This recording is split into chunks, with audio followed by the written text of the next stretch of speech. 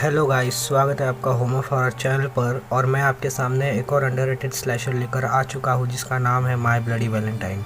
और ये 1981 में आई माय ब्लडी वैलेंटाइन का रीमेक है।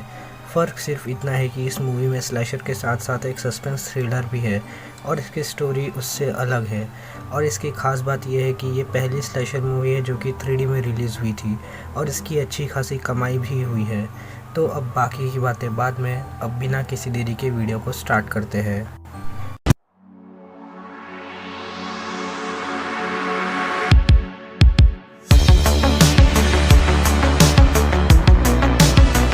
तो मूवी की स्टार्ट में हम कुछ न्यूज़पेपर हेडिंग्स देखते हैं जिसमें हमें पता चलता है कि 1997 में वैलेंटाइंस डे के दिन हार्मनी टाउन के कोल माइन में एक एक्सप्लोजन हो गया था और कुछ माइनर्स उसके अंदर ही फंस गए थे। उस सब के ज़िम्मेदार लोग माइन ओनर के बेटे टॉम हैनिगर को बताया जा रहा था। उस हादसे से सिर्फ एक ही माइनर बच पाया था जिसका नाम था हैरी वार्डन, लेकिन उसका बचना इत्तेफाक नहीं था। उसने बचे और 5 माइनर्स को मार डाला ताकि उसके लिए इनफ ऑक्सीजन बची रहे। हैरी वार्डन जिंदा तो बच गया था मगर वो कोमा में था। 1 साल बाद हैरी अचानक से कोमा से बाहर आ जाता है और उसे किलिंग्स के अलावा और कुछ याद नहीं आता और वो पूरे हॉस्पिटल को मैसेकर में बदल देता है। शेरिफ बर्क वहाँ पहुँच कर तहकीकात करते हैं। वो देखते हैं कि एक पेशेंट को चीर कर उसका दिल निकाला हुआ था और जो कि उन्हें एक चॉकलेट बॉक्स में रखा हुआ मिलता है। उन्हें पता चलता है कि हैरी कोमा से जाग चुका है और वो अभी भी ट्रॉमा में है। जो उसके सामने आ रहा था वो उसे मार रहा था। अब शेरिफ और बाकी लोग उसे ढूंढने निकलते हैं और हम देखते हैं कि कुछ टीनेजर्स उसी माइन में पार्टी कर रहे थे और टॉम और उसकी गर्लफ्रेंड सारा भी थे और साथ में उनके फ्रेंड एक्सेल और आयरीन। सब उस माइन में जा चुके थे मगर टॉम उस माइन में जाने से डर रहा था क्योंकि उसके वजह से ही पिछले साल इतना बड़ा हादसा हुआ था। मगर सारा के कहने पर वो मान जाता है। अब अंदर जाने के बाद एक टीनेजर सारा को डरा देता है मगर पीछे से हैरी आकर पिकेक्स उसके आँख में घुसा कर निकालता है और वो सारा के पीछे पड़ जाता है मगर एक्सेल ने अपने साथ उसे भी छुपा लिया था। अब वहाँ एक बंदा आ जाता है जो कि हैरी को देखकर भागता है मगर वो ऊपर लकड़ी से धक्का खाकर गिर जाता है और हैरी उसे भी मार देता है। अब वो तीनों वहाँ से भागते हैं मगर हैरी उनको भी पकड़ लेता है और आयरीन को एक ही झटके में मार डालता है। अब वो दोनों वहाँ से भागते हैं जहाँ टॉम आ जाता है।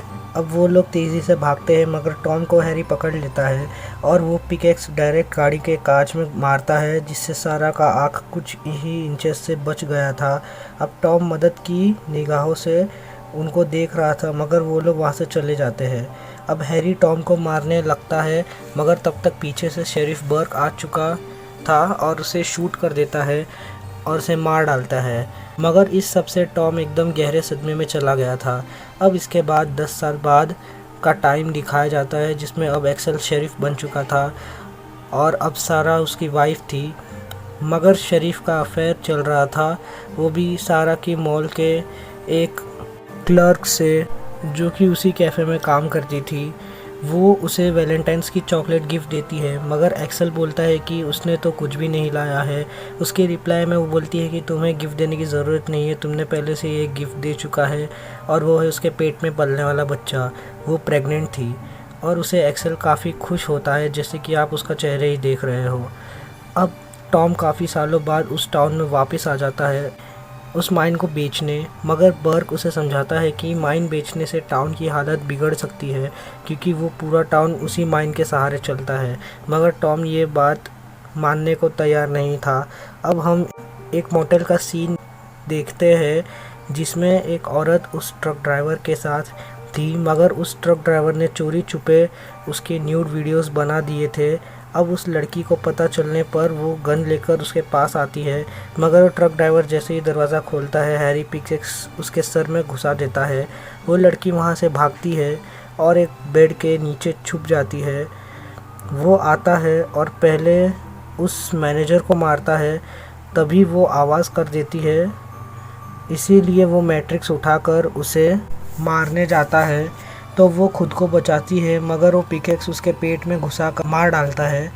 सुबह शेरिफ आते हैं और चीज़ जांच करने लगते हैं। अब मॉल में टॉम आता है सारा से मिलने। वो बोलती है कि सबको लगता है तुम मर चुके हो, मगर ऐसा नहीं था। अब रात के टाइम घर पर अभी भी सारा के पास उन दोनों की फ़ोटोज़ थी। खैर एक्सेल अभी वो केस स्टडी कर रहा था, तभी उसको एक गिफ्ट आता है जो कि किसी का दिल था। अब कसिनो में टॉम आता है तो सब उसके ऊपर टूट पड़ते हैं क्योंकि वो माइन बेच रहा था और सबको लगता है कि हैरी भी उसी वजह से आया है। खैर अगले दिन टॉम फिर से सारा से मिलने आता है और बोलता है कि मेरी गलती है, और वो उसे मानता है। मगर सारा उसे एक रियलिटी चेक देती है और बोलती है कि माइंस के बेचने पर टाउन तबाह हो जाएगा। पूरा टाउन उस पर ही निर्भर करता है और वो 10 साल पहले भाग गया था, मगर टाउन वाले नहीं, वो एक दूसरे की मदद किए। और वो है कि वो भागता रहा और वो ऐसा बोलकर चली जाती है कि वो एक भगोड़ा है और वो रहेगा। अब ये सब सुनकर टॉम माइन में आ जाता है और वो एक आदमी के साथ माइन नंबर 3 में जाता है जहाँ हैरी आ जाता है और वो टॉम को केज में बंद करके उसके सामने ही उस वर्कर को मार डालता है। और सबके आने पर शक टॉम पर जाता है, मगर वो अंदर बंद था इसलिए उसे छोड़ना पड़ता है।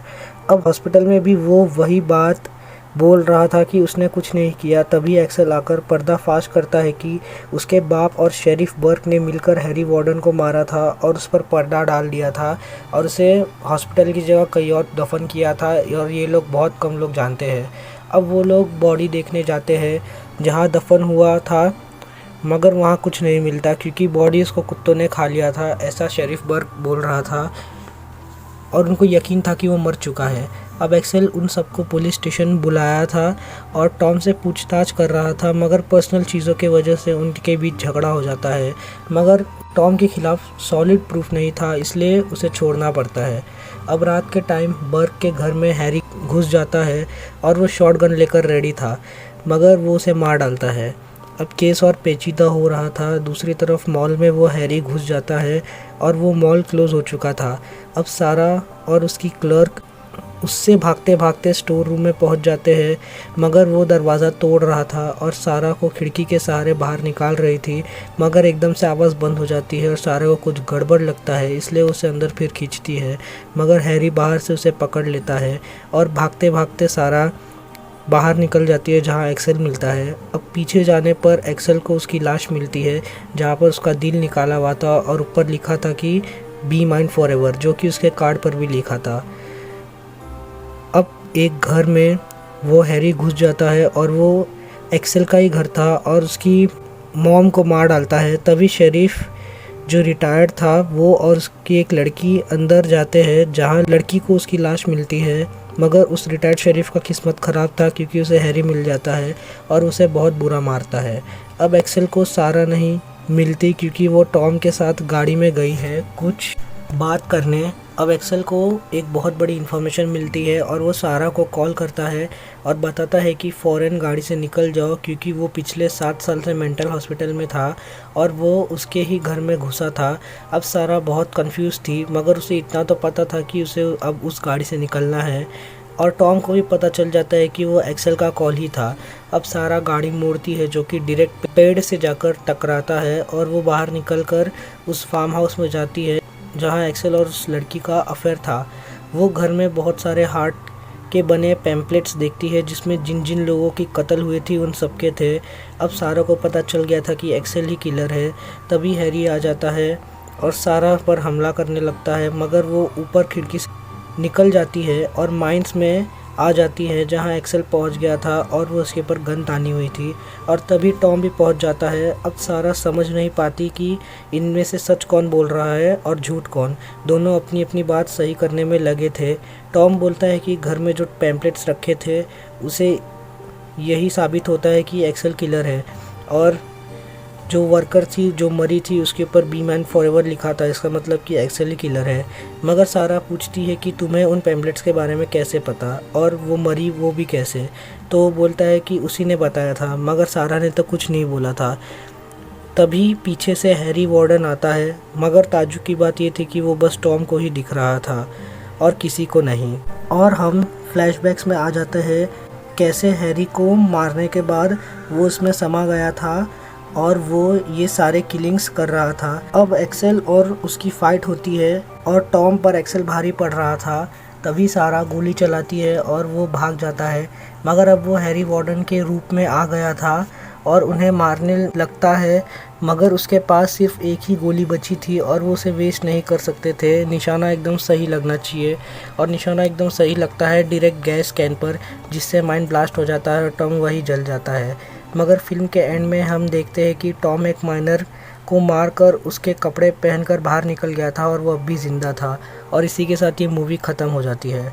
अब बेसिकली इस मूवी में टॉम के उस हादसे के बाद वो ट्रॉमा में चला गया था और हैरी अभी उसके अंदर ज़िंदा था, मगर जब भी वो किलिंग्स करता था उसे पता नहीं चलता, क्योंकि वो किलिंग्स वो नहीं बल्कि हैरी वार्डन करता था।